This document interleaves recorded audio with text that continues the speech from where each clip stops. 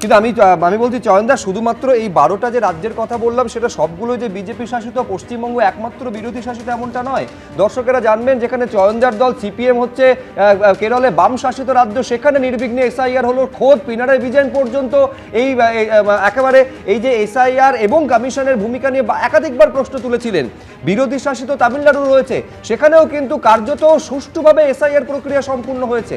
আজকে খোদ সর্বোচ্চ আদালতকে এই প্রশ্ন চয়নদা তুলতে হচ্ছে, যত সমস্যা শুধু পশ্চিমবঙ্গেই কেন? তার প্রধান কারণ হচ্ছে যে কেরালার সঙ্গে যদি তুলনা করেন, আমি ওইটুকুই বলবো শুভ্র, যে কেরলে পিনারাই বিজয়নের নেতৃত্বে আমাদের যে সরকার আছে, সেই সরকার সরাসরি বিধানসভাতে বসে পূর্ণ সহযোগিতার একটা বিল পাস করিয়ে দিয়েছিল, যাতে সঠিকভাবে নাগরিকের ভোটাধিকার সুরক্ষিত থাকে।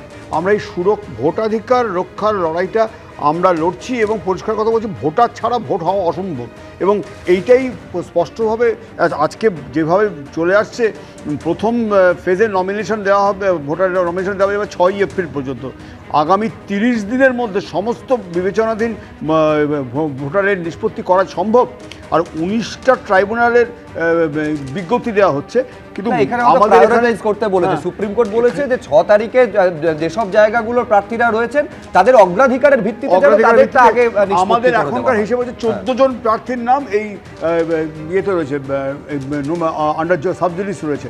এইখানটা খুব স্পষ্টভাবে জিজ্ঞেস করছি যে এইটার 29 লক্ষ নাম এর সবে নিষ্পত্তি হয়েছে, কিন্তু যে তালিকাটা বেরোলো সেটাও যথেষ্ট ধোঁয়াটে। কারণ দেখতে পাচ্ছি যে অনেক নাম যেগুলো ডিলিট করা নাম সেগুলো পর্যন্ত যুক্ত আছে। সব মিলিয়ে ব্যাপারটা সম্পর্কে আমি যা বিবৃতি শুনছি, নির্বাচন কমিশনার জ্ঞানেশ কুমারেরটা শুনিনি, কিন্তু আমাদের পশ্চিমবাংলার দায়িত্বে যিনি আছেন তার কথা যেটুকু শুনেছি, তিনি বলছেন আস্তে আস্তে সব ঠিক হয়ে যাবে। এটা কি আস্তে আস্তে ঠিক হওয়ার বিষয়? এটা কি মজা হচ্ছে নাকি মানুষের অধিকারটাকে নিয়ে? গণতন্ত্রটা একটা উপহাসের জায়গায় নিয়ে গেছেন এই নির্বাচন কমিশন। আমরা প্রথমেই বলছিলাম, আমাদের কমরেড সুজন চক্রবর্তী প্রথম বিবৃতিতে বলছিলেন বৈঠকের পরে যে আন্ডার প্রিপেয়ার্ড অবস্থায় নামছে নির্বাচন কমিশন। প্রতি মুহূর্তে সেটা বোঝা যাচ্ছে সরকারের অপদার্থতা অবশ্যই আছে, সরকারি সিস্টেমটা ঠিকঠাকভাবে কোঅপারেট করেনি, কাজ করেনি, তাদের অদক্ষতা রয়েছে, কিন্তু নির্বাচন কমিশন কি তৈরি ছিল? এই প্রশ্নটা তো আমি তুলবই। বেশ, দেখুন বারে বারে এই আলোচনায় বিবেচনাধীন তালিকা, আন্ডার অ্যাডজুডিকেশন এবং যেটা সাপ্লিমেন্টারি লিস্ট তার প্রসঙ্গ এলো। মমতা বন্দ্যোপাধ্যায় আজকে এই প্রশ্ন তুলছেন যে সাপ্লিমেন্টারি লিস্ট গতকাল প্রায় মাঝরাতে বের করেছে নির্বাচন কমিশন, মধ্যরাতে কেন? নিশ্চয়ই কিছু গোপন করার চেষ্টা আছে, ইল ইন্টেনশন থাকতে পারে বলে মমতা বন্দ্যোপাধ্যায়ের বক্তব্যে সেই ইঙ্গিতটাও স্পষ্ট। দেখুন, কালকে মধ্যরাত্রে এসআইআর লিস্ট কেন বেরোবে? নিশ্চয়ই তার মধ্যে স্বচ্ছতা নেই। এই সাপ্লিমেন্টারি লিস্ট সুপ্রিম কোর্টের তত্ত্বাবধানে কলকাতা হাইকোর্টের দ্বারা নিযুক্ত। দিনভর টানাপোড়েনের পর সোমবার গভীর রাতে প্রকাশ করা হয় প্রথম সাপ্লিমেন্টারি তালিকা। কিন্তু কতজনের নাম বাদ পড়ল, কতজনের থাকলো, এ নিয়ে স্পষ্ট কোনো উত্তর না থাকায় বিভ্রান্তিতে পড়েন বহু মানুষ, যাদের নাম বিবেচনাধীনের তালিকায় ছিল। এর আগে এই ফাইনাল লিস্ট অর্থাৎ সাপ্লিমেন্টারি ফাইনাল লিস্ট বেরোনোর কয়েকদিন আগেও কিন্তু কতজন নিষ্পত্তি হচ্ছে আর কতজন বাদের তালিকায় রয়েছে সেটা কিন্তু কমিশন জানাচ্ছিল।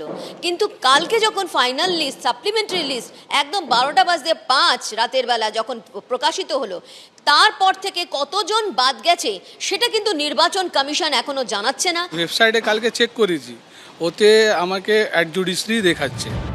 চরম বিভ্রান্তিতে পড়েন বিএলওরাও। রাত 12টার সময় তারপরেও অনেক গভীর রাত পর্যন্ত চেষ্টা করে বহু বিএলও তাদের তালিকা দেখতে পাননি। গত 28শে ফেব্রুয়ারি প্রথম পর্যায়ে চূড়ান্ত তালিকা বের করেছিল নির্বাচন কমিশন। তাতে প্রায় 60 লক্ষের বেশি মানুষকে বিবেচনাধীনের আওতায় রাখা হয়। সুপ্রিম কোর্ট নির্দেশ দেয় কলকাতা হাইকোর্টের তত্ত্বাবধানে বিচারকেরা ওই বিবেচনাধীনদের নথি যাচাই করবেন। এও নির্দেশ দেওয়া হয় ওই কাজ এগোনোর সঙ্গে সাপ্লিমেন্টারি লিস্ট বা অতিরিক্ত তালিকা দিতে হবে। সোমবার রাত অবধি প্রায় 29 লক্ষ মানুষের তথ্য নিষ্পত্তি হয়েছে বলে জানায় কমিশন। কিন্তু রাতে প্রথম সাপ্লিমেন্টারি তালিকা বার হওয়ার পরেও কতজনের নাম বাদ পড়ল সেই সংখ্যা স্পষ্ট করেনি কমিশন। আমাদের কাজ আছে শুধু পাবলিশ করা, প্রকাশ করা, যেখান থেকে আসবে জুডিশিয়াল অফিসার থেকে আমরা ওটা নিয়ে পাবলিশ করব। এই পরিস্থিতিতে শুরু হয়ে যায় রাজনৈতিক তরজাও। মাথা মুন্ডনে এসআইআর লিস্টে সকাল দিয়ে আমি যা দেখে বুঝলাম কোনো স্পেসিফিকেশন নেই যে কত মানুষ বাদ, কত মানুষ ইনক্লুডেড হলো। তার মানে আবার বিভ্রান্ত করার চেষ্টা করছেন নির্বাচন কমিশন। যারা জুডিশিয়াল অফিসার তারা সেই সাপ্লিমেন্টারি লিস্ট তৈরি করছে। যদি সুপ্রিম কোর্টের উপর বিশ্বাস না থাকে, কলকাতা হাইকোর্টের উপর বিশ্বাস না থাকে, তাহলে আপনারা ইলেকশন কিভাবে লড়বেন? ভোটের আর 1 মাসও বাকি নেই, কিন্তু এখনো লক্ষ লক্ষ ভোটারের ভাগ্যে কি আছে তা তারা জানতে পারলেন না। রুমা পাল, অর্ণব মুখোপাধ্যায়, ব্রতদীপ ভট্টাচার্যের রিপোর্ট, এবিপি আনন্দ। এবিপি আনন্দ, এগিয়ে থাকে, এগিয়ে রাখে।